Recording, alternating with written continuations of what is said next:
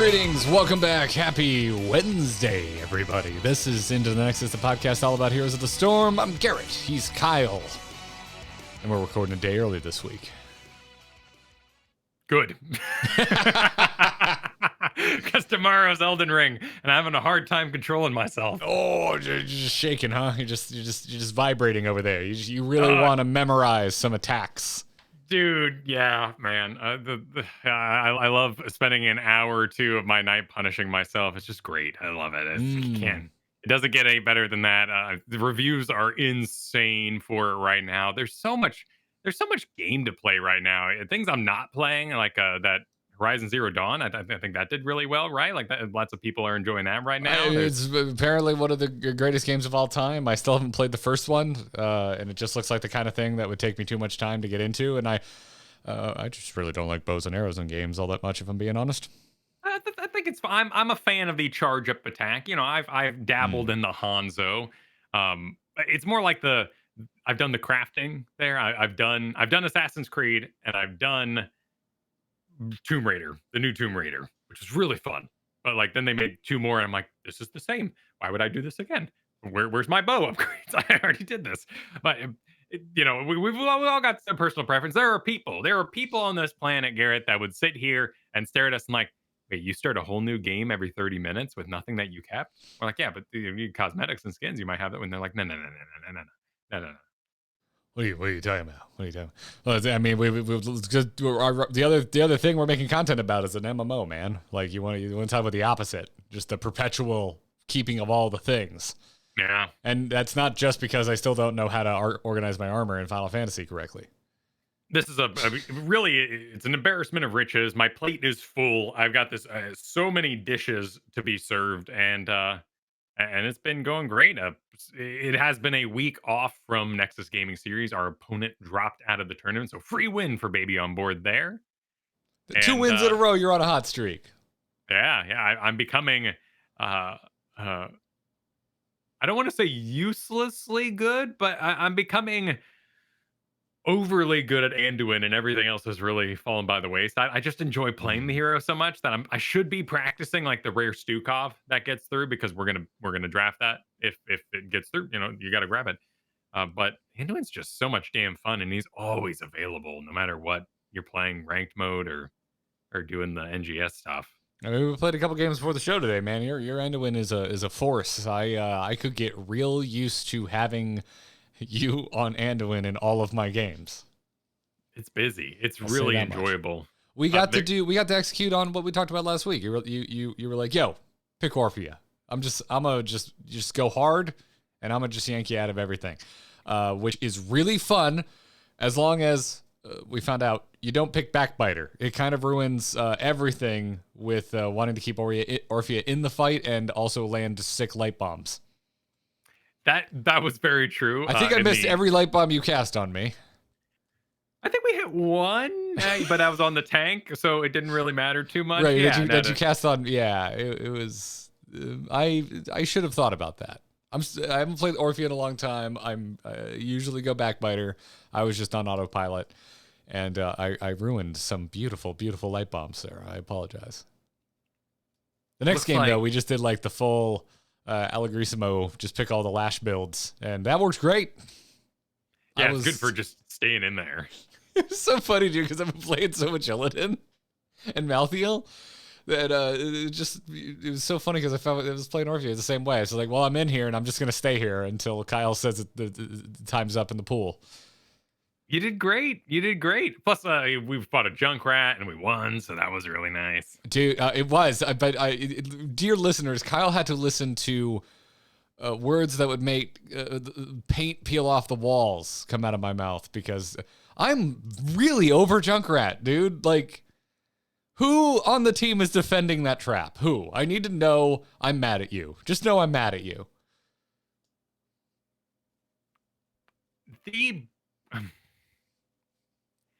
Big Az is a problem. Now its pick rate is relatively low, looking at Storm League statistics. But I think that's just because the counterplay of playing around lanes and using Infernal Shrines minions and all of that is an organized play kind of thing. The fact that you can augment it so it only hits heroes and can still chatter around, it's a bridge too far. I can't abide. Yeah, it's enemy public enemy number one. I feel this is indefensible at this point. I'm really tired of it. That's my basic bone to grind this week. Other than a lot of people in game are just grumpy. Stop being grumps. Play the game.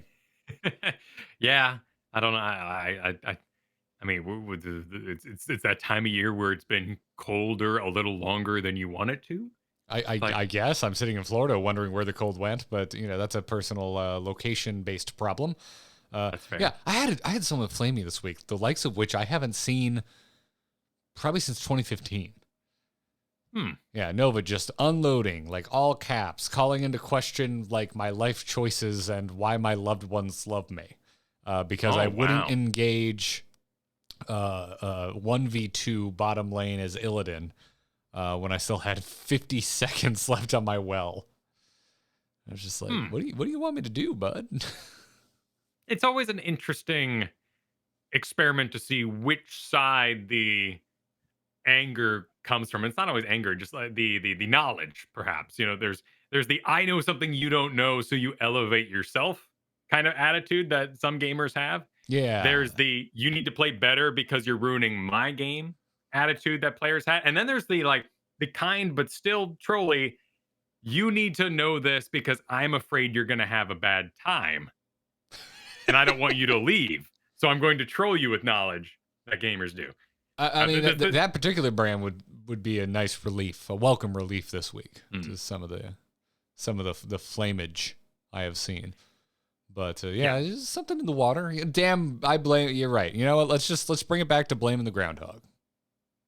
Blaming the groundhog. Yeah, we'll just blame the weather. Blame Elden Ring. Why not? It's all Elden Ring's fault. Everyone knows the pain they're about to sign themselves up for tomorrow.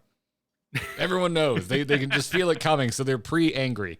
They're just pre-angering. That's what's happening. Yeah. No. Kyle, today our big strategy, we're going to talk about pre-tilt and why you should tilt yourself before anything occurs. Oh, good God, no. I just say, oh, geez, no. Yeah, no. There's a very important lesson that I feel like most people who play video games have learned by their 30s, which is just don't enter a game pre-tilted. Like you can sit there at night and you say to yourself, can I handle this? And I've got a really frustrating magic deck I'm running right now. It's amazing. It's Oni Anvil, if you know what that is. You basically spawn robot monkeys, and then you block, and then you destroy your own robot monkeys. And because it blocked a creature that was coming in Magic the Gathering, it means the whole attack cancels. Nothing happens. No trample can go through. The attack completely whiffs. And you just do that over and over again until you win. So I am trolling. I'm taking it. I look at the game at night and I say, do I feel like losing? Actually, I feel like being really frustrating to somebody else right now. I'm gonna go play Magic the Gathering. I've played. So the other day, our lovely internet overlord Facebook reminded me of a memory, Kyle.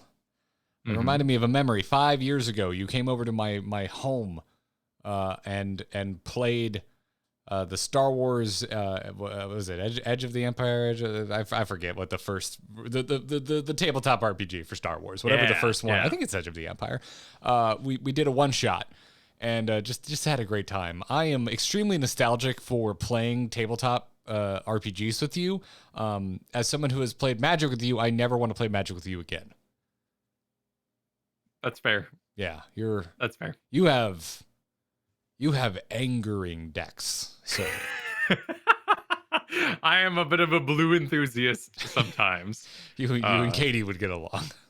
Oh man, I love just controlling late game big bombs. Yeah, I'm a mess. That particular game, one of my favorite role playing memories ever. So the DM for that night, or GM, the game master for Edge of the Empire, GM'd a game with Kristen and I for probably maybe a year.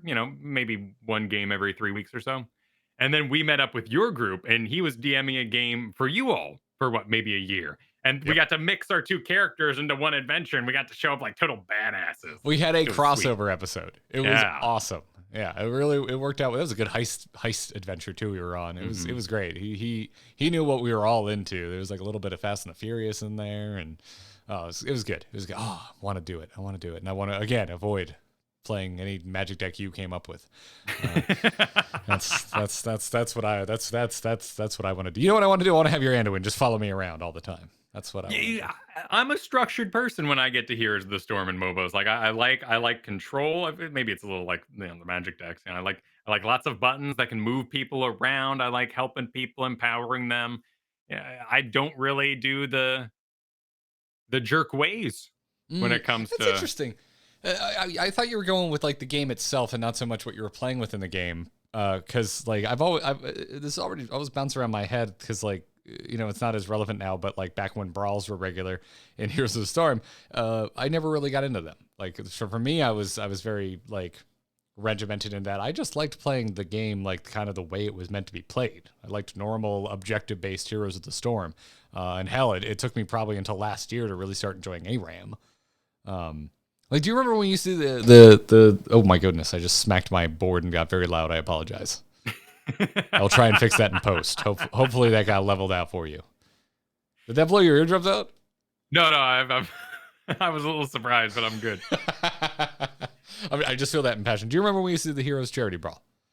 Yeah, that was fun. It's a good time. Loved everyone involved. I hated everything about the actual gameplay itself. Like, it just drove me nuts. They were doing all these weird game modes. I'm like, I just want to play Heroes, just regular ass Heroes. I'm weird like that. Does that make me boring? I don't think so. No. Particularly when the constraints are artificial.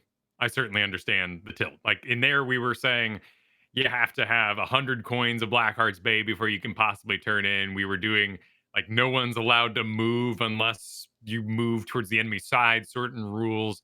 And that, but I could, it's like a snack you have, and you're just not going to eat it. You're like, what are these artificial constraints? Why can't I have the noodles that are in the fridge? Like, well, we're saving that for leftover night. They're leftovers right now. Yes. Yeah, it's a weird thing about me. Like I don't play Brawl in Hearthstone or any other game that has like wacky modes. Just never been big into them. But you made me think of it. To revisit Magic the Gathering real quick, have you played Commander? I hate it. You hate Commander? I hate everything about it. Oh, it's too much. It's too far from regular Magic. I guess if you play a lot of Magic, it's a break from seeing 4 of the same card over and over again in some deck to do one thing and losing. I was always a limited player, so you typically weren't dealing with that kind of shit anyway. That's fair. Yeah, I like sealed and draft. But even playing. It was when I was at the height of my Magic, it was hyped up a lot for me because I came into Magic really late and I played it like super hard for like 3 or 4 years and I haven't really gone back since. I really like it. I really miss it, but it's not one of those things I just don't have a lot of time for. But a Commander was really hyped up, and then I finally tried it, and I was like, "Yo, I can't stand this." Also, way better digitally because you don't have to shuffle 100 cards. That's thumbs up for like not shuffling and actually playing. That's fair.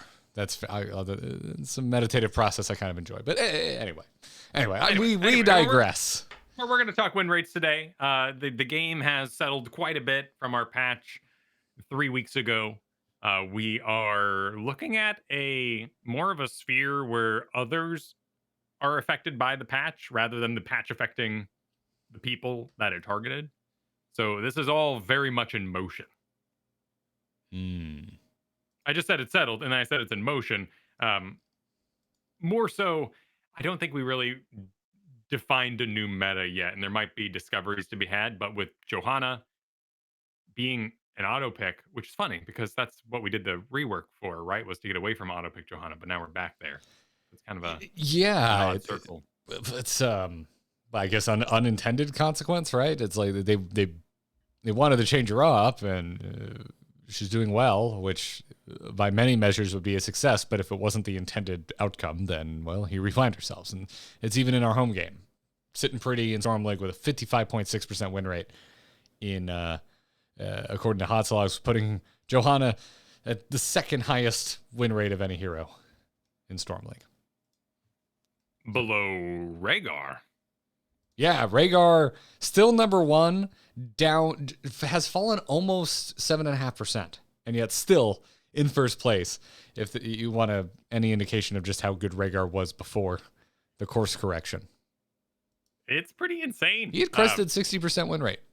Yeah, he was sitting around that 65 very easily. You know, it's fun to see Ancestral being the pick at 10. Like more not that it wasn't for a long time now, but Rhaegar, despite being this battle healer, has by nature of the totem build become a straight up healer. And there's no Kharazim's. There's no like we can't do Vala. We have to have Rainer in this situation kind of stuff. Like there, you get a healer when you sign up for Storm League, and that's nice. Mm.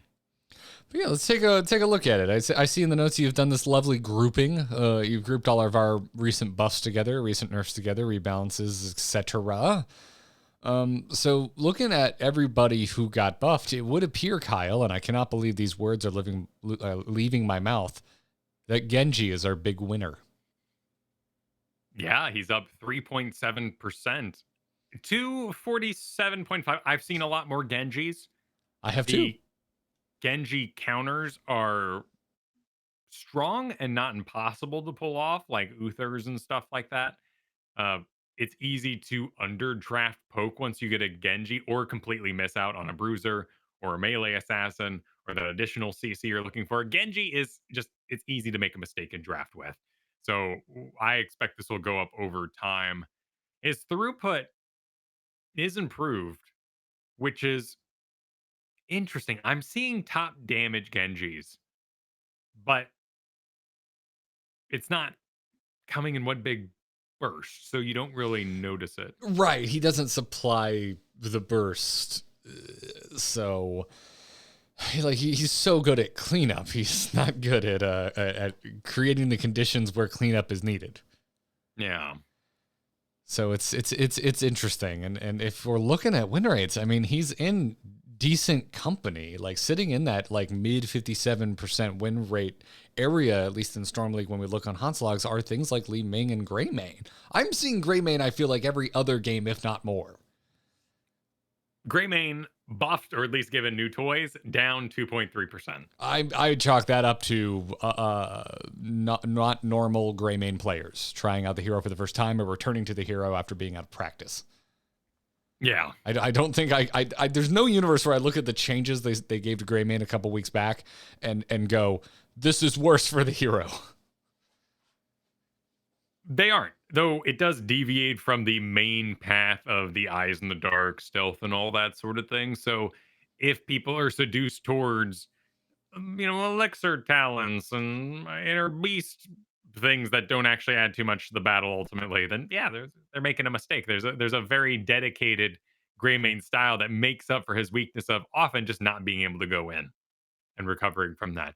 Interestingly enough, there is a rather bloated build for Genji, and I'm no Genji expert, so Genji mains out there, forgive me. Your normal build that most people are going is chilling around that 48%, even 37% when you do like Swift as the Wind, and this would be like the reset build, and I'm gonna go in, I'm gonna like Li Ming clean up. I'm a tracer kind of thing. Wrong. Apparently, what you should be going with a 60% win rate is the new improved agile dismount. This is the one that slows. You stack on top of that cyber shield for 50 spell armor for 4 seconds and a dodge of a heroic basic attack. And then you just kind of like ignore the pictures and end up getting some shuriken mastery and some Shingan, which is hitting enemy heroes with all 3 shurikens deals bonus damage, which is very powerful. And this kind of gives you that kill potential. So, not reset Genji is looking like basically a mobile wizard. Mobile wizard, but it sounds more like sustain to me if we're going with shurikens. Right, but when you hit all 3, yeah, it's like your melee Genji style. You go in there, you get the slow off, they stay close, they're real close, and then you're just kind of spamming those charges straight in so they hit all 3 for the bonus damage, and it does pretty good damage. I mean, to me, it fits the hero. Yeah, it's not absurd.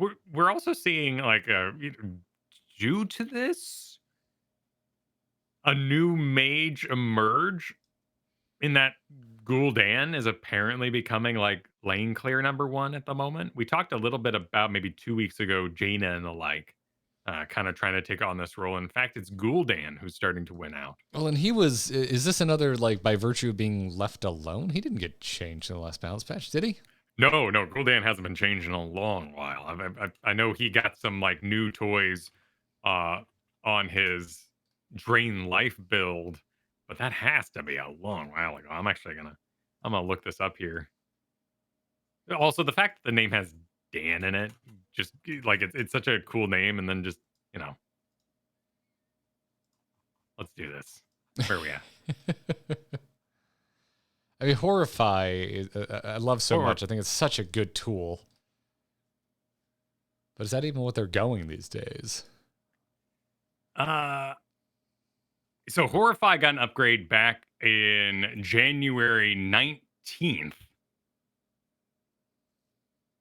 of last year.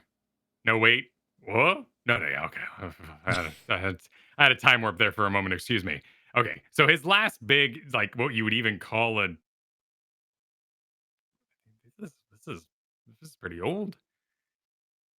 Anything of note would really be back in June of 2020. Dear God. Okay.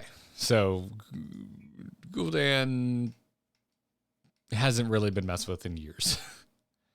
No. And so very much by virtue of being left alone is finding relevance again? Yeah. Seems that way. Interesting. I know that my own team likes to favor the Gul'dan too, or at least Porky's calling for it when there has to be lane clear and the like. So I'm not sure. I'm not sure what the Gul'dan outbreak is about. Not something I've been seeing in home games by any stretch, but we've spent multiple recent weeks talking about the shortcomings of mages in general, and also zoning in on kind of challenges of piloting Jaina to success, because she's still just so incapable of safely collecting XP that she creates. Yeah, and there's no like switcheroo until you get that ice block done. Gul'dan has the life drain, which if you empower it with a build, it can take you down, kind of a surprise, I gotcha sort of style. Let's find old Gul'dan here. Let's see what people are going right now. We've got a life drain build is basically what it is. So if I were to take a guess, you're building a 1v1 Gul'dan essentially. Right. You have some dual power. You can execute someone who goes too deep, tries to get you, messes up, and your lane clear is great anyway. So why even augment it in any regard?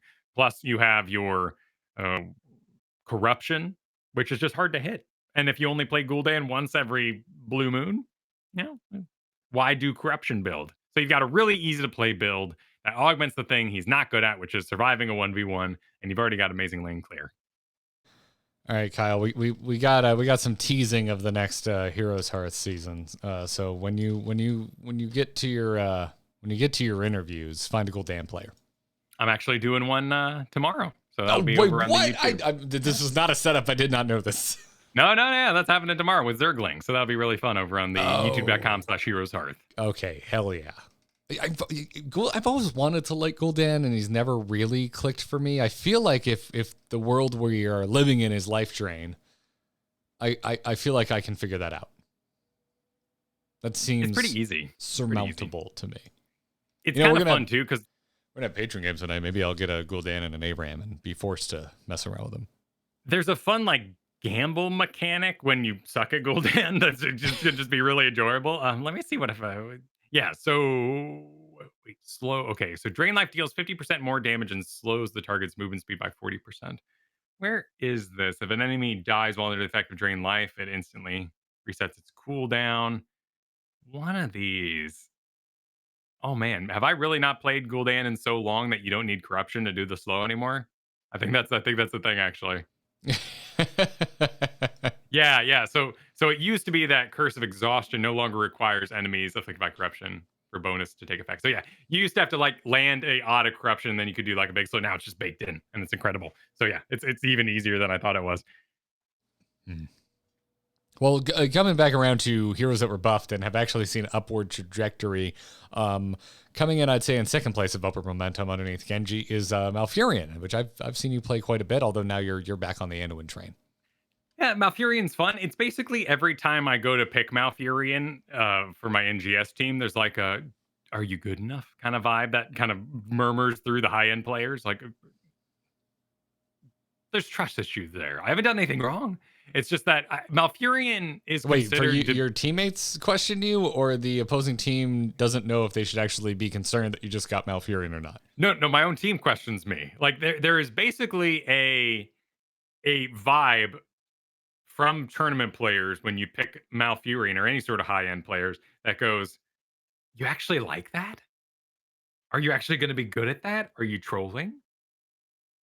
And I actually do. I actually do like it. But it lacks basically everything has to be going well for everything to be going well. No, it's a more ahead kind of hero. And when you're behind, you don't have life grab, you don't have salvation, you don't have light bomb. Like you've got a twilight silence that will probably get you killed to actually be in range of it. It's just dangerous. And I think the vibe is you better be really damn good. Like white man in that way. You better be really damn good at that if you're even gonna show it. Fair. Certainly get those feelings with White Mane. We've already mentioned Malthiel multiple weeks, but he's settling at almost a 2% increase, nestling into that above 50% win rate position. Seems to be sitting pretty in that 51% area. I don't really have much else to add outside of what I've said about Malthiel over the past few weeks. I really like the changes. I think it's super successful, and he just feels better to play. I've been seeing him more too. I think he's doing well. And also the likes of Stitches and Rexar are down quite a bit, which I think speaks to some Malthiel biz. Yeah, makes sense. I'm glad to not be a Rexar right now. But you probably should be picking later on, making sure they're not getting that Malthiel. You're not signing yourself up for pain. You're not doing the Elden Ring draft. Just to play hard for fun. Yeah, it's and Urel also didn't move at all. So no movement whatsoever, which makes sense. It wasn't a crazy upgrade. All right, so I think this is the opposite of Greymane. I think you make a change to Greymane. Greymane, I feel like, has fans that don't normally play him, and they see a change and they're like, all right, this is my moment. I'm going to go back to Greymane. I'm going to learn Greymane. And the win rate goes down. I don't think there's anything you could do to Urel to attract people to Urel that are not already attracted to Urel. So I think the people that are currently playing Urel are the same people that are playing Urel before. They know what they're doing. The win rate, I think, is just going to hold. And it has. Yeah. She's a weird hero. She is. Her skill set does not translate to any other hero. No, it does not. No. As for our nerfs here, there was also that nerf to Stukov. He's down 1.5 and is actually looking below 50% now, though he continues to have a very high participation. Asmodean down, but not by there much. Was also that buff, so clearly the push Asmodean was most fun, and people have lost power in it.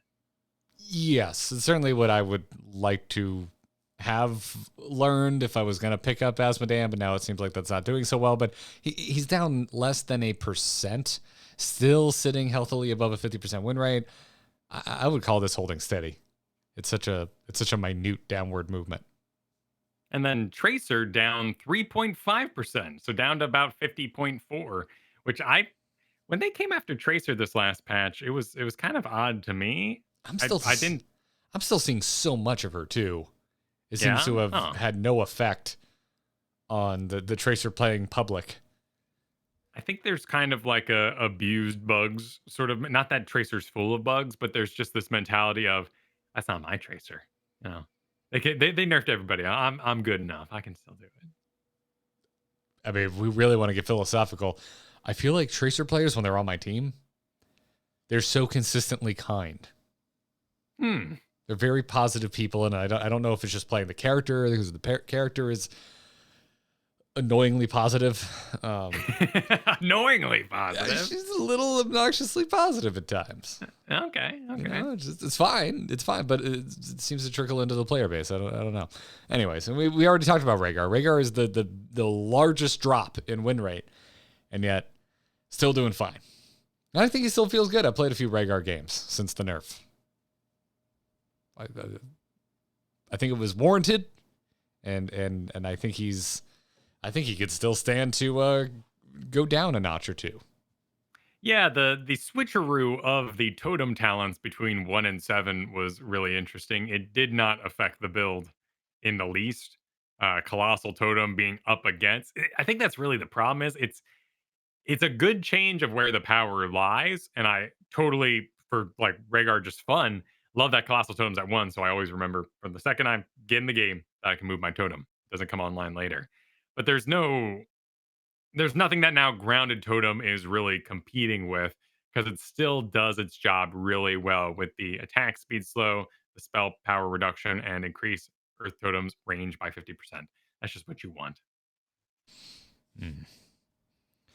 So you're not playing Malfurion. You're all about that Anduin. You've got the pocket Stukov. Do you have another pocket healer? I end up on Brightwing a lot. I don't. Okay. You hold up. I'm gonna. I was about to say. You just said I end up. That doesn't sound passionate. Yeah. No. There's not a lot of. Brightwing's fun. The difficulty is it's slow to heal people up, which isn't a big deal. Blink heal, really takes a lot of that struggle out. I think I end up just wanting to be a hero too often. So I see somebody dying, I go to teleport in on them. I'm too late, which is disappointing, or I go in and then I die too. So yeah, you go in and the phase shift isn't enough. Yeah, which I wonder why. I have no idea why phase shift isn't good. You somehow commenting about the wealth of nerfs that have continued to rain upon the heroes. What was it, nerfed like 7 times in a row? Seems like it, right? I mean, it was a big deal in CCL. I mean, once we're out of that zone, I mean, that's really it. Listen, I get it. It is totally worse than a permanent silence that you can't interact with. That's really it, man. It's Brightwing, Stukov, Anduin, and Rhaegar. Okay. So only those 4 for me. I got like an Uther here and there. I don't know if I'm a horrible Deckard. I feel like I'm horrible at Deckard. I think I want to be intentionally horrible at Deckard so I never have to play Deckard. I think I'm okay at it, but it's just so. I don't think he should have mana. He is by nature passive. Yeah. And so I feel like when I'm playing Deckard right, I feel like I'm not participating in a strong enough way.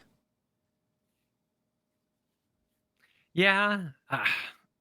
The potion setup mechanic is fun. I like setting all that up, but any of my aggressive abilities are just so expensive that I'm out of mana and I have to hearth. And like a point control map like Braxis, where the objective is long and arduous and very early, you just got to hearth, and it's such a burden to your team. And I feel that too on Malfurion. It goes away with levels, and same with Deckard, but I don't really get that feeling. Certainly on Brightwing, you can just peace out, come back later. You're global. You're literally global. So I think I think on Brightwing it's a bit of an unfair assessment there. But I mean, you're Anduin. Are you having mana issues on Anduin? Probably not. Stukov. No. Does Stukov even never worry about mana? He's got a level 4 to kind of deal with it if it is going to be an issue on Braxis in long fights. That would be the one good spread. So he gets some mana back, and it'd be an interesting place to target. I think Deckard spamming slows and roots is probably an issue, and you can't go down that road. I personally would love get rid of Deckard's mana, increase the cooldown on the cube and the root. I always thought it was strange that we ended up in a world where what is it? What's the talent? Is it superior health potion? When it gets bigger and more impactful if it sits for a bit? I I always thought it was strange that we ended up in a world where that was like the go-to talent, because I always felt that Deckard, like, you should be rewarded as a Deckard player that knows how to skill shot your potions. But later game, if you want really impactful heals, you should not aim. That all seemed weird to me. Yeah, so the only Deckard strategy that we've run and that I've heard about recently at all is hammer.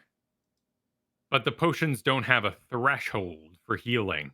So basically, you get a hammer, you put super healing potions underneath the hammer, Okay. and then that's infinite, super survivable, amazing hammer. Oh, so because the hammer's just full healed, so you just stack the potions on top of the hammer, so as hammer takes damage, just gets healed immediately. Exactly. That's kind of gross. That's pretty cute. We should try that tonight. But the truth of it often is that little tiny baby things hit hammer, and those potions just get drunk up like crazy. I mean, imagine a dot landing on hammer, and every one of those little Lunara pits is a full super healing potion drunk. Mm. And so you can't keep up. I mean, granted, that's counterplay, right? Ancient Blessings is also amazing. And you should hopefully be doing this in a draft environment where you have some say, right? Yeah. But, yeah, I in that regard, and this is going down like, armchair game design 100%. I think it'd be really cool if super healing potions came with a health amount to it. Like, super healing potion is super and great. And look at that, 73% pick rate. Maybe this is a nerf to it, which would be warranted, even though the win rate's low. Anyway, you have to be below 75% health to drink this potion. Oh, yeah. So it's just a floor on what'll even make it usable. Right. So that all those little Lunara poisons don't go drinking 5 potions. That'd be interesting.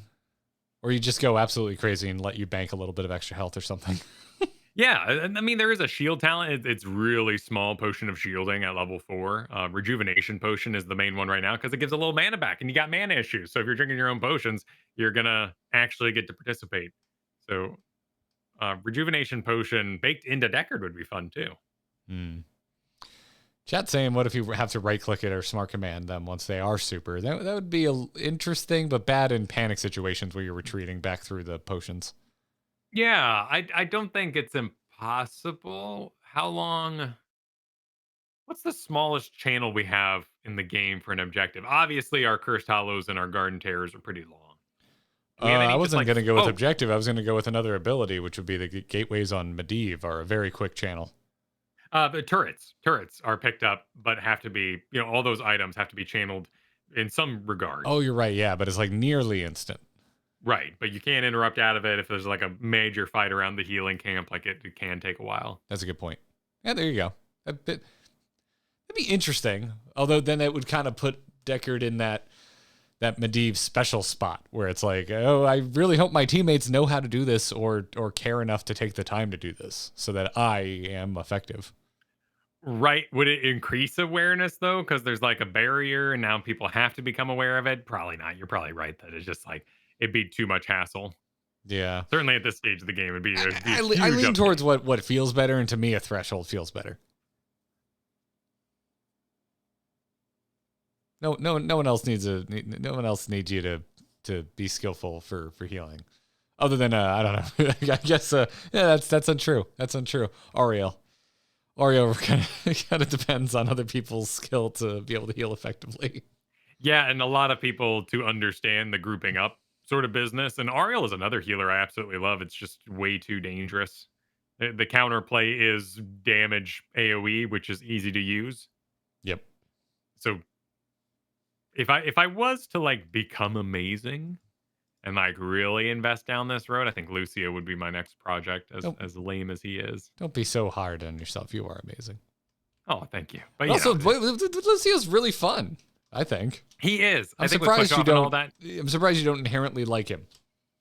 The wall thing just doesn't click well with me. Don't click. Hold. Oh, and just like move. Yeah, I do that with Tyrael, funnily enough, because I like the way the wings move when I hold. Yeah, I was being somewhat cheeky because you said didn't click there, but I mean it. Like to me that's how I friggin' play Lucio. Just click and Yeah, hold. no, that's a good way to think of it. Yeah. I don't know. He's super aggressive, and I see some really amazing plays with the CCL on. Yeah, yeah. I've always liked Lucio, though. For some reason, I always find myself kind of falling off of him. As you and I have talked, we're both kind of like high fantasy players, and Lucio doesn't really strike. I've never wanted to be a rollerblading DJ, so it's not an aesthetic that speaks to me. I mean, it's dark enough. Like he lost his legs, so he can have those robo legs, and he's a freedom fighting. And like I like Jet Set Radio, Jet Grind Radio. I think that's fun. Yeah, I never got into those. But he's not vandalizing anything. Maybe that's the problem. Oh, he's like a sterile version of Jet Grind Radio. Yeah. I need that edge. Okay. I need that graffiti. Never thought I'd hear Kyle say I need more edginess, but okay, here we find ourselves. I mean, honestly, actually, man. If you had like a blind instead of his little like his sound device, also really dumb for me. You walk around like downtown Disney and people are like, boom, and shoot little air puffs at you. Like that's how lame Lucio's primary weapon is to me. It's a speaker gun, and it sounds mildly inconvenient, and I hate it. I'm with you there. I'm with you. It's so effective though. Like you can't. It's hard to argue with the results, even though I'm with you. It does not feel impactful. It's to me, it's like the opposite of that one Lily skins auto attack, which I think is the most satisfying one in the game, where she throws the ninja dart. Yeah. Those are great. I would absolutely play if they just replaced Lucio's little speaker gun thing with a can of spray paint, and he'd go psst anytime he'd push people back. I just give him Rainer's rifle. I just want the burst like bullet attack again. Just give him a gun. Just give him a gun. Give him a real gun. Damn it. There, we fixed Lucio. He just needs a gun. It's terrible. It's absolutely terrible. Does Lucio still have a blind talent? I feel like he used to have one. I might be making this up. Boy, if he does, I have no recollection of what it is. I think I'm wrong, or maybe it was taken out. But yeah, spray paint someone's helmet, that kind of thing. I got it. Oh wait, you wanted to blind people with a spray paint? Okay. Yeah, exactly. All right, had one for like the first 3 weeks. Says Jaribo. Oh, for the first 3 weeks? Okay, sweet. Interesting. Okay. All right, so you're not completely off base. You're just an old man. Yeah, super out of date. You're just an old man. Well, cool. Well, other than that, the only people we didn't really touch on were our rebalances, which were Nova and Probius, and they basically haven't moved. Probius dropped a tad, and Nova is essentially no change whatsoever in win rate. I would say I've seen a lot of Novas, but I was seeing a lot of Novas beforehand. And not in draft and quick. I'm still playing a lot of quick match. So yeah. Just La Nova. Just La Nova. And they're either the most helpful or the most opinionated. I never have a quiet Nova player. Let's just put it that way. They're not all mean though. They're not all mean. No, there's some really great, they got opinions and they're really positive. Yeah. But then there's others where they got opinions and they're what you think they are. Not so positive. They're just vocal players. Yeah. They got time to type because they're hiding. Never thought about that. Good point. Well, before we get to your emails, let's thank our lovely patrons, Kyle. Did you know people have decided that they think the show is worth something? That's fabulous. Out of the goodness of their own hearts. Like, you don't have to. I'm here to tell you, the show's free. It's right there. You don't have to pay for it. Which means it means a lot that you have decided that you do want to pay for it. So thank you. If you like what Kyle and I do, you want to support the two of us, help us put some time into this show and help us pay our bills. Well, patreon.com/ITN. Come sign up there. $1 or more. You can even set your own level. Whatever dollar amount works for you. You can customize it. And you'll get access to our Discord, and you can join us for our monthly game nights. And we're doing one of them tonight, as a matter of fact, a Wednesday for a change. We call them our Patreon Bonanzas. And we'll see, Kyle. Maybe I'll have a cocktail tonight. And play some Gul'dan? Play some Gul'dan. Yeah, that sounds like a bad idea. I haven't played him in a while. Probably should not do it while enjoying an adult beverage. But thank you very much, everybody. And hey, shout out. We got some patrons I want to thank this week, Kyle, because you don't have to do this, but some of you have decided to. Russell and Michael, 2 patrons that have upped their pledges. They went in and decided to give us a raise. I just think that's really nice. It's grand of you. So thanks, Russell. Thanks, Michael. And while we're dishing out thanks, thank you to Ezo for the sub in chat here. Oh, nice. Not gonna leave the live chat out. So thank you for the support, everybody. And thank you for writing in via either emails or to that patron Discord I just mentioned, because we're gonna get into this week's Q&A. Let's do it. Darkness stopped calling. Darkness just texted me. It's not the Mulber, it's a hero brawler! You can send your emails to itncast@gmail.com, or if you're supporting us on Patreon, well, skip the inbox entirely. Write us in the Discord. Add us if you want. Let us know you got a question.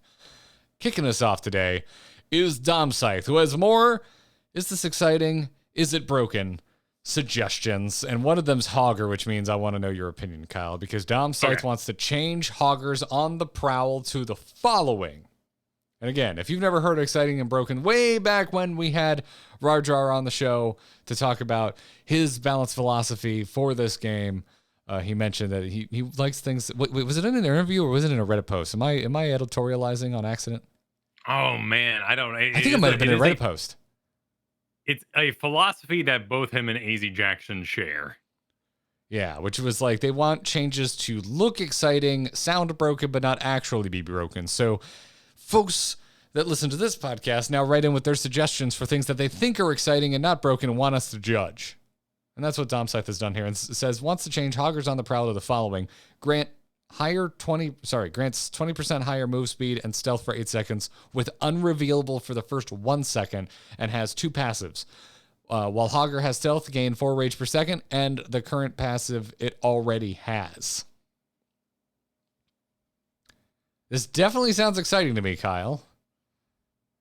Do you think it's broken? This passes the exciting test, I think. 8 seconds? That's a lot. The name on the Prowl, prowling. I like it. I like prowling. Sounds good. Sounds like a great way to, be bad at Hoggers. Like, makes it sound really negative. What I mean is, like, sometimes you get in the Infernal Shrines pit. It's really busy, and you got to be like, like you're about to lay your Minecraft block. Like you got to kind of really like angle it out and kind of stand there for a second and be like, oh, 2 paces too short. Okay.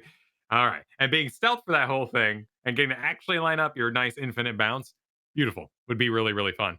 Eyes in the Dark lasts 3 seconds. And you're adding 1 second of unrevealable to this. I think 1 second of unrevealable is more than enough, because you're breaking auto attack locks and all kinds of crazy things with a mini stealth like this.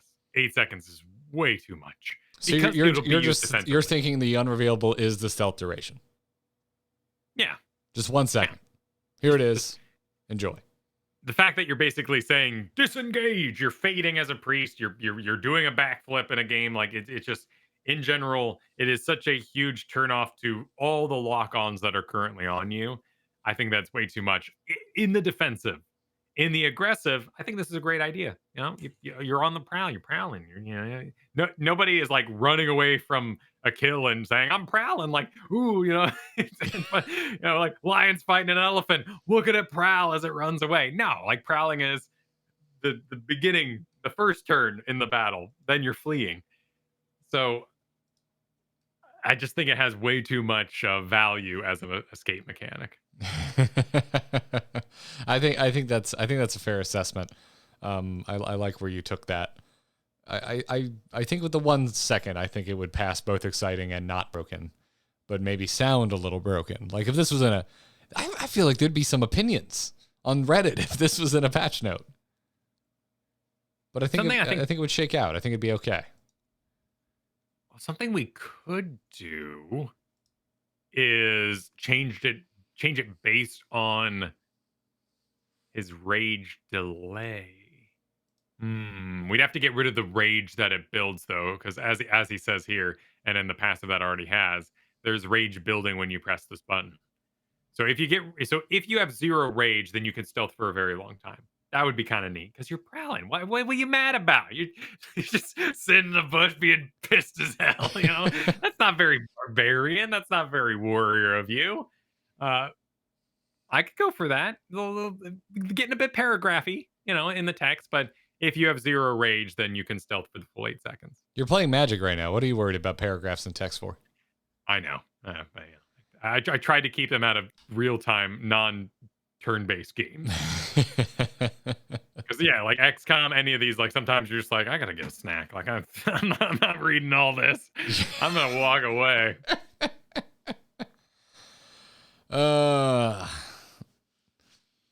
Don Scythe also suggested baking Ardent Restoration into Tyrael's trait, moving the level 7 reciprocate to level 1 and a new talent at level 7.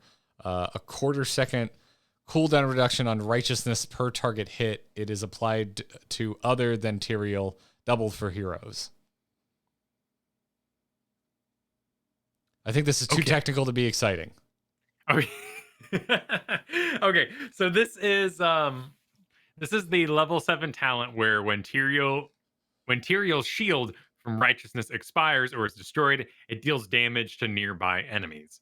A level 7 talent with a 13% pick rate. So right now, Don Scythe here wants to upgrade a talent that is not being picked at all by putting it at level 1.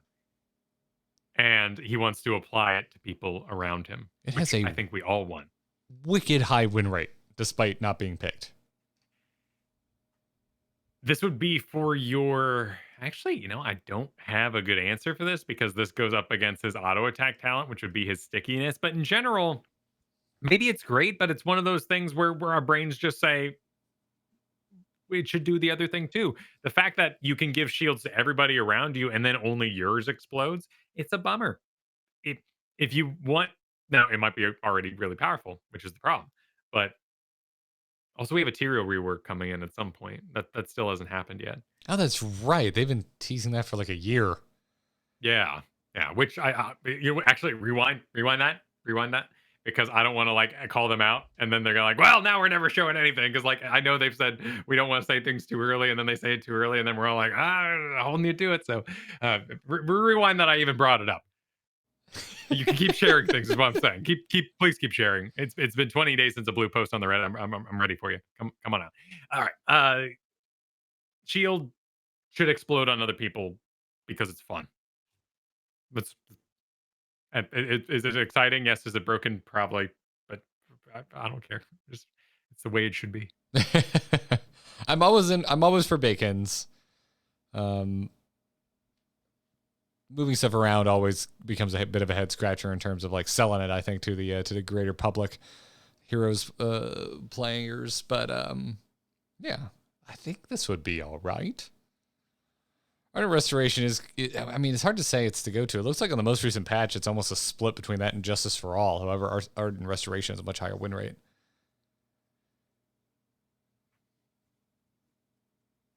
Oh, you're talking about the globe talent at 1. The level 1s, because that's what he started this off with to make room for moving level 7s around. I see. Bacon and orb talent. I don't like it thematically, but it would serve that's the the purpose. quest, right? To me, Ardent Restoration is more about that dealing damage to heroes healing effect. Because there's 2 pieces to Ardent Restoration.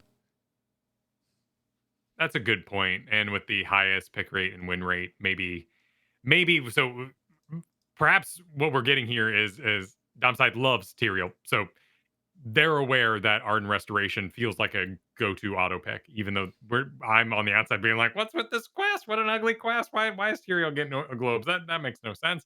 Doesn't matter. It's all about the dealing damage to hero or healing Tyrael over 5 seconds kind of thing.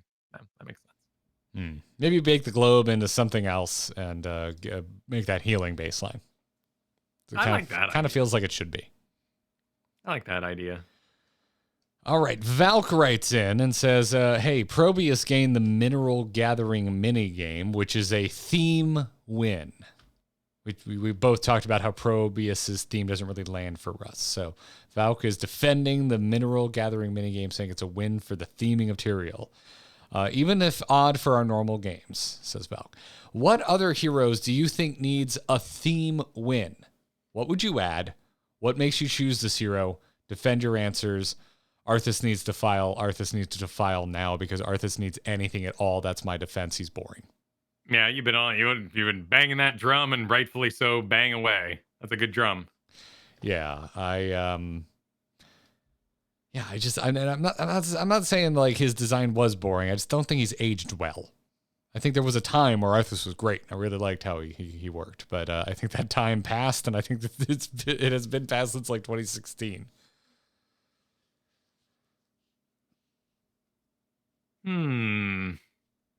That's a good question.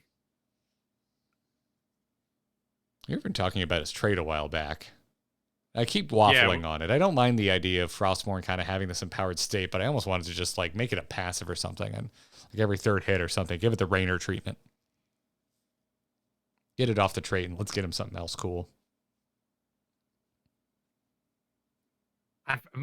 Some of these are like, for me, a lot of them come down to Diablo heroes, and that's why I'm kind of waffling here, because they work, but that's not my version of the hero I played. And I talked a long, long time ago about Nazebo when this show was first firing up, how they just did the wrong Witch Doctor. This isn't I like Spirit Witch Doctor, and it's way more fun than this random Toad Spider thing. But the Toad Spider thing was totally in vogue. It was the way you played. I think it's still the way, or like Firebat's the way you play Diablo Witch Doctor. I'm not sure.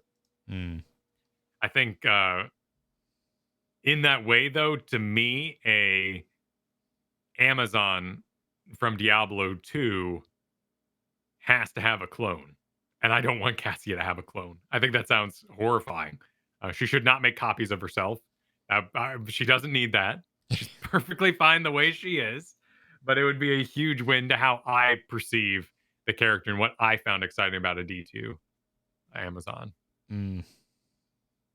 Yeah, I go back to Probius. We mentioned it last week. It's like make cannons permanent.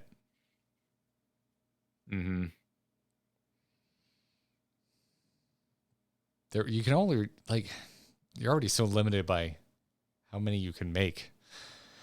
That's a big one for me. Also, I don't know my Diablo lore all that weird, but it seems weird that he has a soul mechanic and Arthas doesn't. Oh, Diablo? Yeah.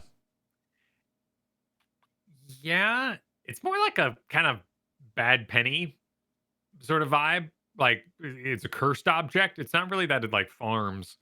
It just always comes back. You don't, you can seal it away, but you just don't destroy Diablo. That's his thing. So they did it with a farm, which I think is better than a cooldown.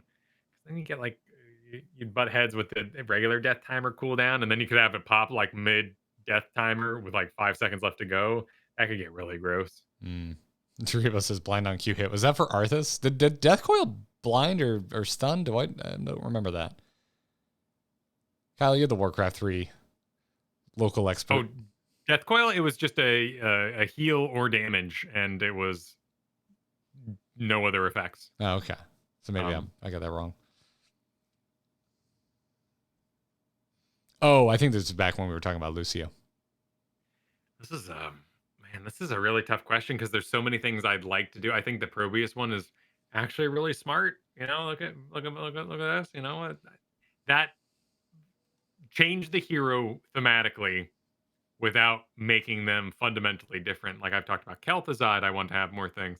Garrosh, when he got teased out, I was expecting a lot more Mists of Pandaria, kind of corrupted Garrosh madness, which gave him a host of different abilities. Instead, they went with more of a classic warrior in this kind of throwy thing, which made the hero who they are.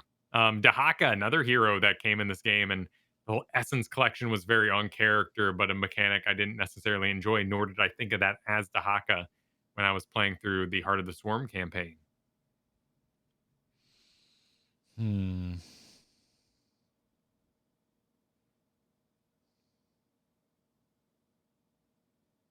yeah, this is crunchy. I'll have to get back to this. Zerglings on Kerrigan. Bring them back. Bring back the Zerglings. Yeah, I'm surprised they're gone. To me, they were really fitting. Like we have a MOBA, a Blizzard MOBA built in the StarCraft engine. Why aren't there Zerglings running around? There are some at the front of the Braxis Swarm. Yeah, I'm aware of that, but give me them on Zag or Carry or hell, even let's get weird with Abathur. Man, when was that? I think it would just be reworked. What was that even on? It was a Ravage talent. You would hit your stun and Zerglings would spawn. Oh, yeah. So just bring that back. That sounds wonderful. I want that, please. Thank you. So in 2014, Zergling count reduced from 3 to 2. Zergling speed increased from 3 to 5. That was on Impaling Swarm. So now we got to find Impaling Swarm removed. Fewer Zerglings. What are we doing? Removed as of 2016. So we had 2 sweet years of Zergling presence in this game before it was replaced with Assimilation Mastery. No, that's not a new talent. It was straight up removed. It looks like she had 4 talents at that level, and so they were able to just knock one out. Bummer. Because back in the day, 4 talents was the goal per level. Yeah, and then they went down to 3. Yeah, it was a lot.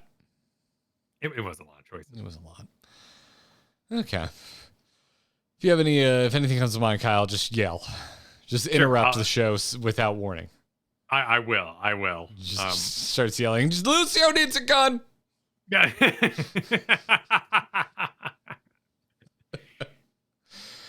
All right. Lady Cromanti writes in and says, "Dear G and K, I'm going to assume the K is for Katie, and Lady Cromanti is going to give us some sweet home decoration tips." Okay. Yeah. In episode 411, Kyle asked about Overwatch League tie-in skins, and nobody was able to provide a full answer. Well, as one of the last remaining fangirls of Overwatch, there are dozens of us. Dozens! I figured my time has come to push up my spectacles, and well, actually, all y'all.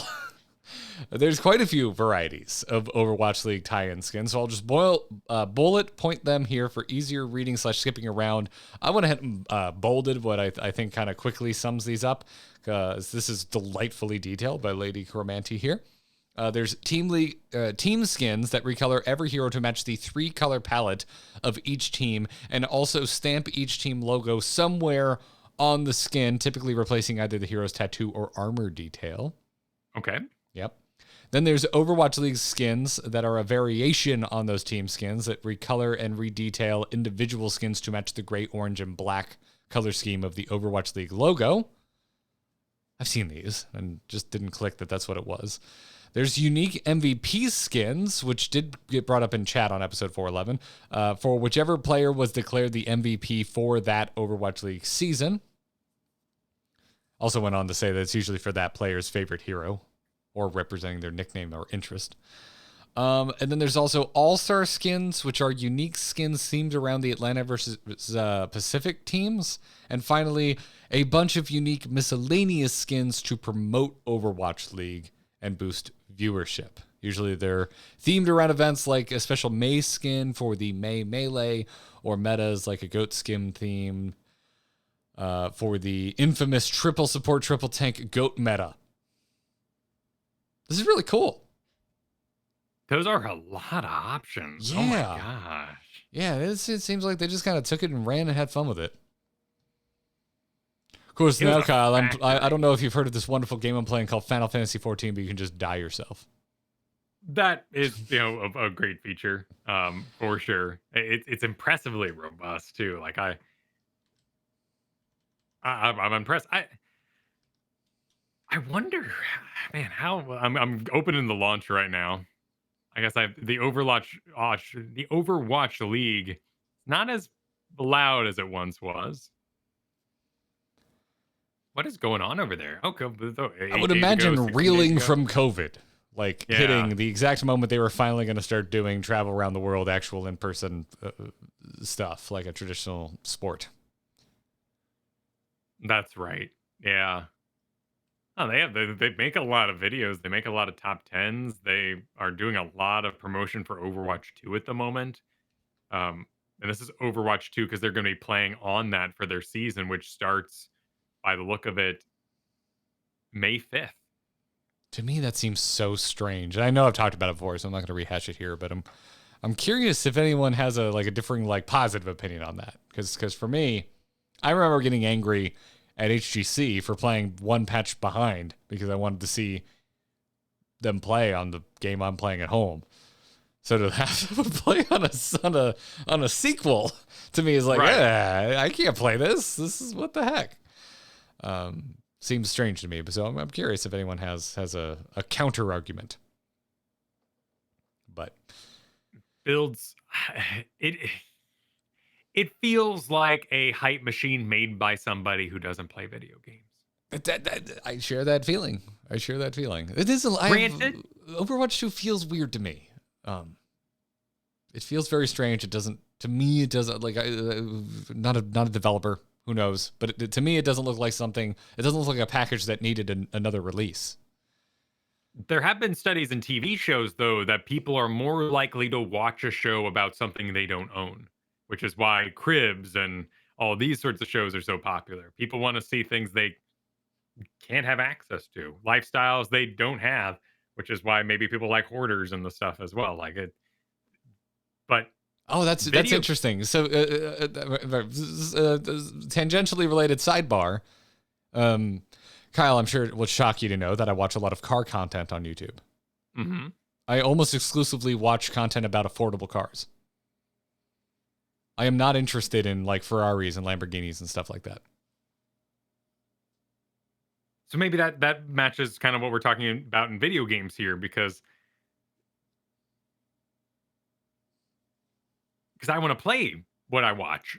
When I see something, I often, the most stream content that I absorb is because there's a game I'm curious about. I've watched a lot of Lost Ark recently. There's a new Darkest Dungeon update that the streamer is streaming right now. I'm going to check out as soon as we're done here. This is what that is the stuff I'm going to click on. But maybe lifestyle is different.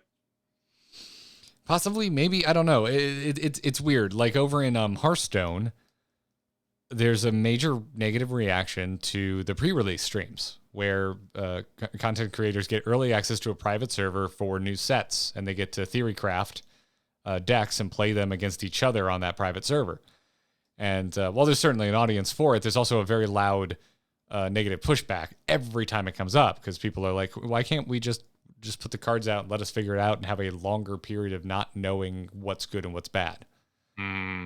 Which I kind of agree with.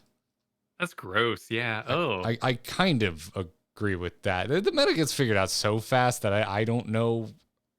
To me, I think it's of minimal detriment, but I don't think that's an invalid feeling. That's a complicated one for me. But anyway, my point is like there's another Blizzard game where like that type of thing isn't a resounding success with the community. It's different with the card game, though. I know we've kind of gone off the beaten path here, and it's really interesting to hear about how they do skins and stuff like that. To me, that what you're describing in Hearthstone is when you go to one of those Mongolian noodle bowl kind of places, and you sort of put all the stuff in your bowl, and then they cook it on the flat top. Okay. Yeah, I love places like that. Yeah, those are great, right? You walk in there, and imagine someone you're traveling with says, "Can I have a menu?" Like, what is? That's not what we're here to do. And you can go to a Chinese buffet, sit down, and order food like some sort of monster, even though there's the buffet right there. And people choose to do this. But to me, like, that's what I want you to pour all the ingredients out for everyone at the same time, and then we will all figure it out, even though not together, because you'll make a YouTube video and this content will be made over here. But there's that initial question. The idea that they would broadcast meta out months before even with like this Overwatch thing, and then think that's cool to do. That makes me mad. That's anti-gamer. Yeah, to me, I find it strange. Chat room's bringing up other examples that Dota 2 did a similar thing with the first Invitational at Gamescom 2011. Wow. I wasn't aware of that, but Dota wasn't on my radar back then.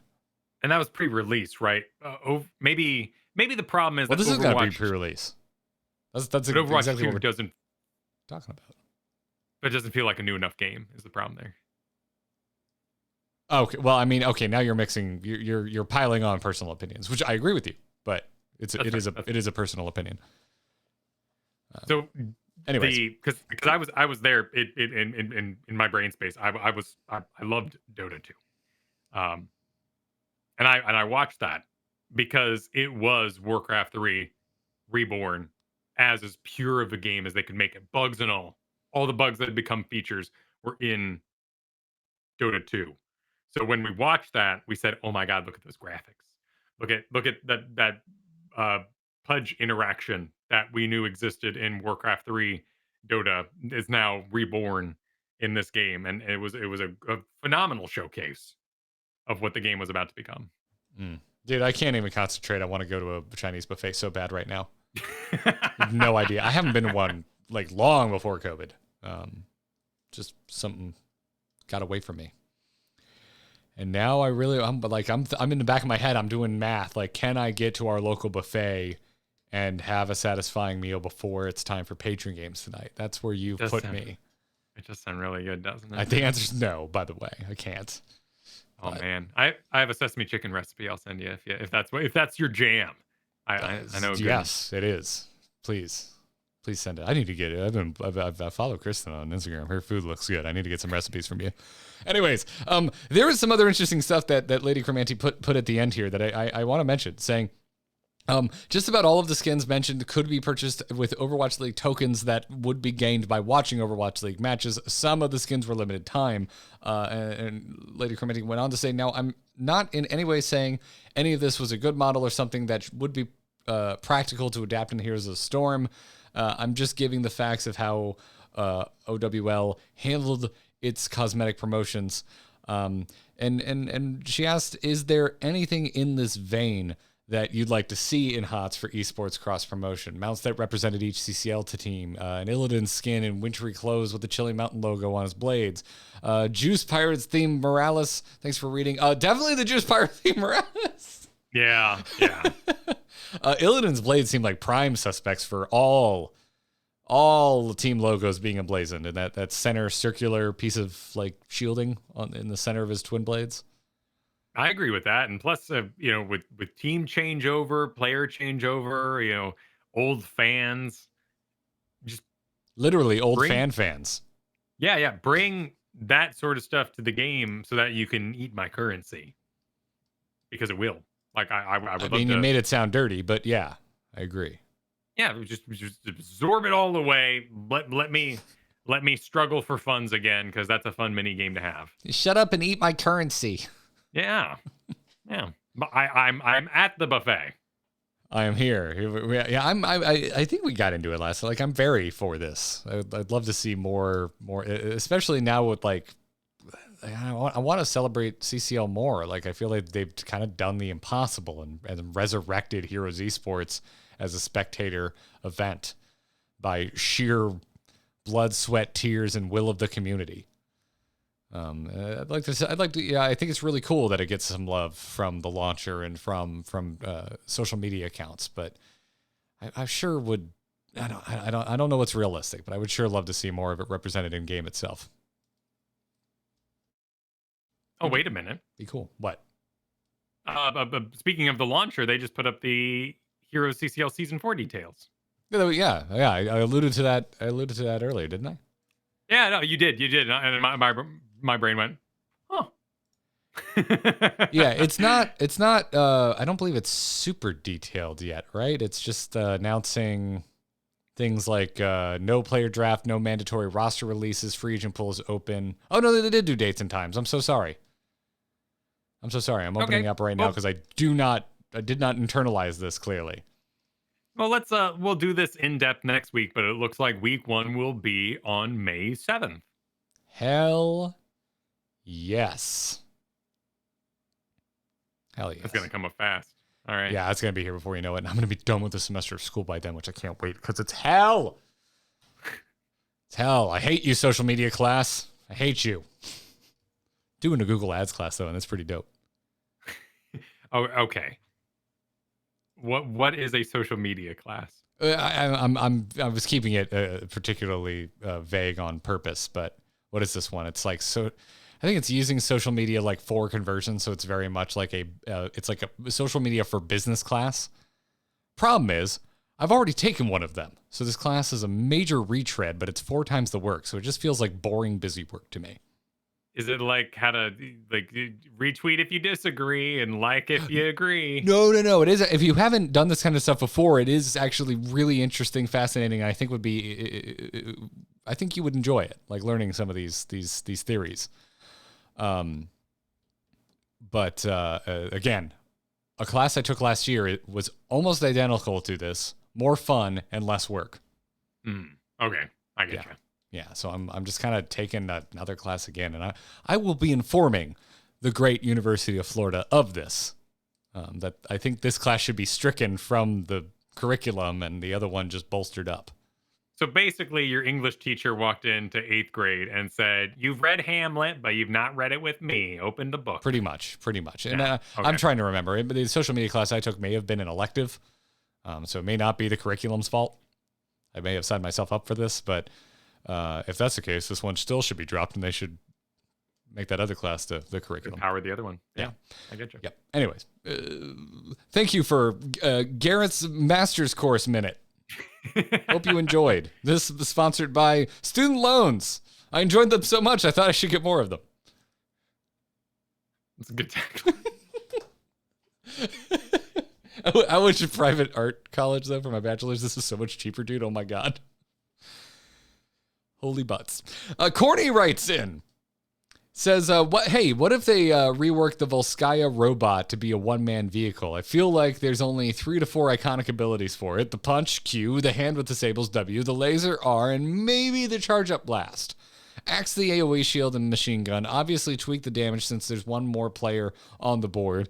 And then there's a non-sequitur. Were these 2 things slammed together and I missed it? There are 2 different thoughts, so Okay. this is unrelated to robots. Okay, well, let's stick with the robot for a minute. I don't think it's any surprise to anybody that the Volskaya robot we think needs some work. Yeah, people are straight up avoiding this map in most situations they can. Yeah. And we had this problem once before, and we thought we fixed it, and we came right back around to why bother with the objective? It's just not that effective. I think it's an interesting thought. Getting rid of the AoE shield is one of those like, but people won't know how to play. It's to encourage people to group up, and I it's neat when it saves a life, but it is slow. It's not.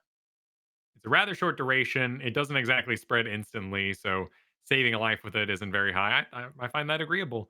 I think that going down to a single pilot is interesting because it opens up opportunities for murky and that sort of stuff. That sort of like, you get in the robot, I'm the special character for it.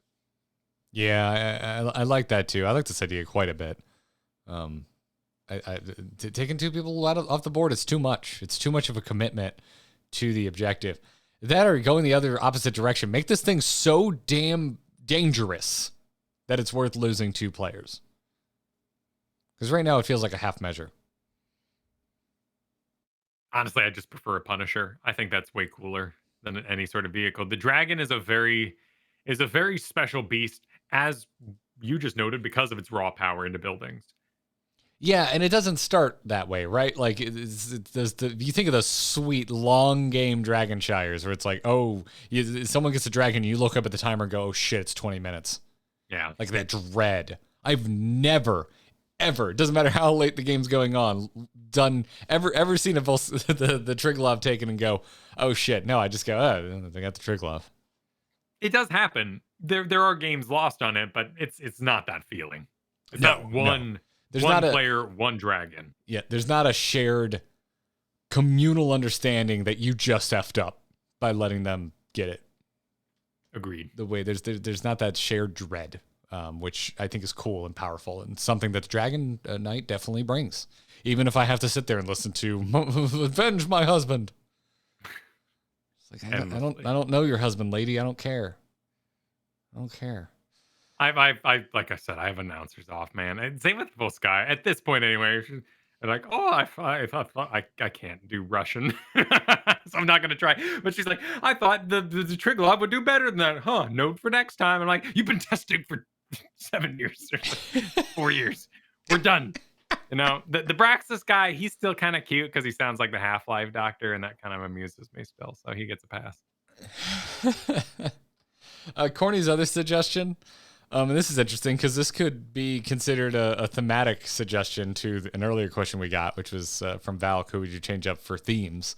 Corny said, Varian should be able to collect gold off mobs and then go to the Hall of Storms and talk to a class trainer where you can pay X gold to respec between Taunt, Smash, and Twin Blade. That's a really cute idea.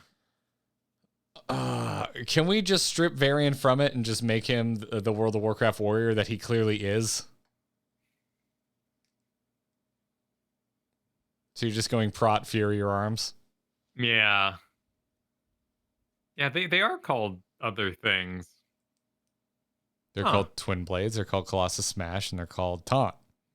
Which are, I guess, Colossus Smash is the ability and Taunt's the ability, so maybe they were looking for clarity there when you pick the talent, because the talent is the ability, like a heroic. Well, I think they were, I mean, with Twin Blades, they were trying to theme it around Varian. Didn't you have to used to get to 10 in order to get Taunt and stuff? Yes. So it was your that was heroic ability. that was a major rework. Yeah. Okay, so that's why it's named that way. Which now no longer a level 10, it would make sense to do protection and all that sort of thing. Arms, name Fury, Prot. Yeah. Name it the spec. And why not give it at level 1 if we're gonna do that? Let's do that. Let's just give it a level 1. Yeah, give me variant skins that are just normal World of Warcraft warrior tier sets and stuff. Oh, that too. Yeah, that'd be fun.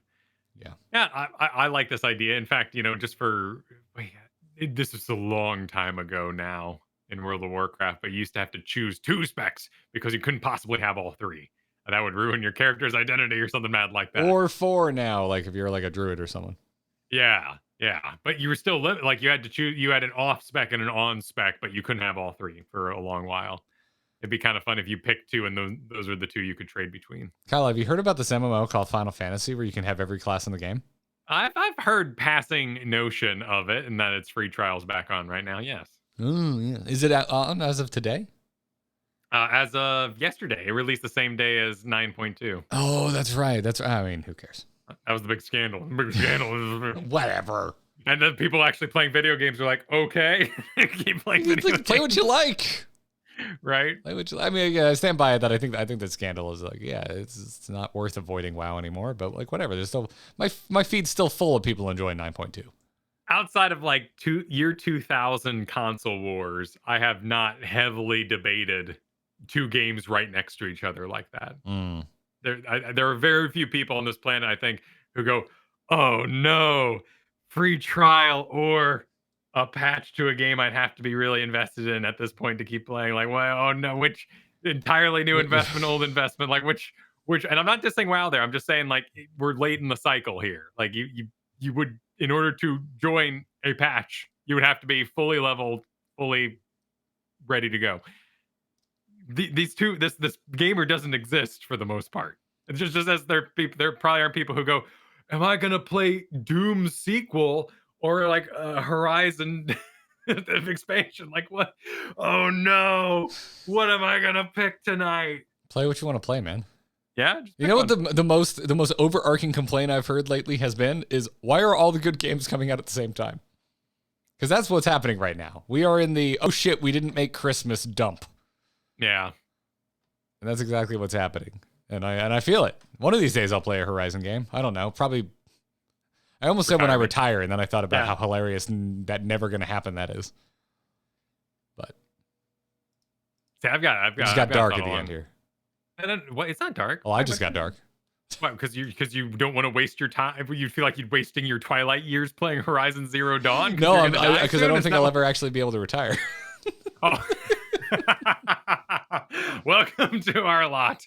The memes are aplenty about our generation. No, I mean, for me, like one thing I'm excited about, like kids will say they don't want to play Zelda Ocarina of Time because it's ugly and old looking. I'm like, all right, I can steal all these ideas for a D&D game. I mean, hey, it is ugly and old looking. And now I can steal all the ideas for my D&D game. It's perfect. Yeah. Yeah. All right. Well, thanks for your emails, everybody. Keep them coming. itncast@gmail.com, or if you're supporting us on Patreon, drop us a message in the patron-only Discord. Speaking of our patrons, thank you again for the support, everybody. If you want to support Kyle and myself directly, the best way to do so is patreon.com/ITN. Huge thanks to our producers, by the way, Declan H., Sean B., and Mike R. If you want to nab a producer slot, check out patreon.com/ITN. And hey, speaking of patron perks and whatnot, Kyle, we've got our patron games tonight. Join us if you're watching live. You'll actually get this information in time. Tonight, Wednesday, February 23rd at 8 p.m. Eastern Time over twitch.tv/Kyle Ferguson, where we'll be having our monthly game nights with our patrons, playing Heroes of the Storm, getting in that quick match, getting into that ARAM, having a good time. Come join us. And if you're not a patron, sign up to be a patron and go sign up to join us for some games. You can follow us on Twitter at ITNcast. And around the table before we go, Kyle, where can folks find you? You can find me over at kyleferguson.com, though many of my efforts these days are placed into that Final Fantasy project that I do over at youtube.com/amovetv. A labor of love. I don't know. The love is flowing over there, and it's a pleasure to be a part of that community. So be sure to check it out.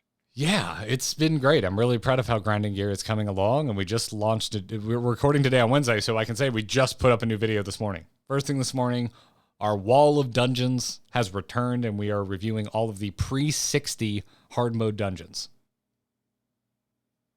Kyle, did you know that hard modes in Final Fantasy XIV are not actually hard? They're like entirely new dungeons that just happen to take place in the same location? Well, have you seen the comments where people say, well, actually, if you go and put the minimum idle level on and do these various settings, you can play through them and they will be hard. So now you got to play through them again as they were intended to be hard. No, I'm not doing that. I'm not doing that. There's so much content for me to soak in that game. I'm going to have to be real bored before I start doing stuff like that. Someday there might be, along with like only jumping challenges and other weird things. Yes, there might be time for such activities. Yeah. That's the big thing I want to promote as well. Please go watch Grinding Gear. Please subscribe to youtube.com/amovetv and support Kyle and my new venture. Go check it out. I'm really enjoying Final Fantasy XIV. Thank you for not shutting up about it, Kyle. You're welcome. That's going to do it for this episode of Into the Nexus. Until next time, which is next week, which is episode 415. Good luck and have fun, everybody.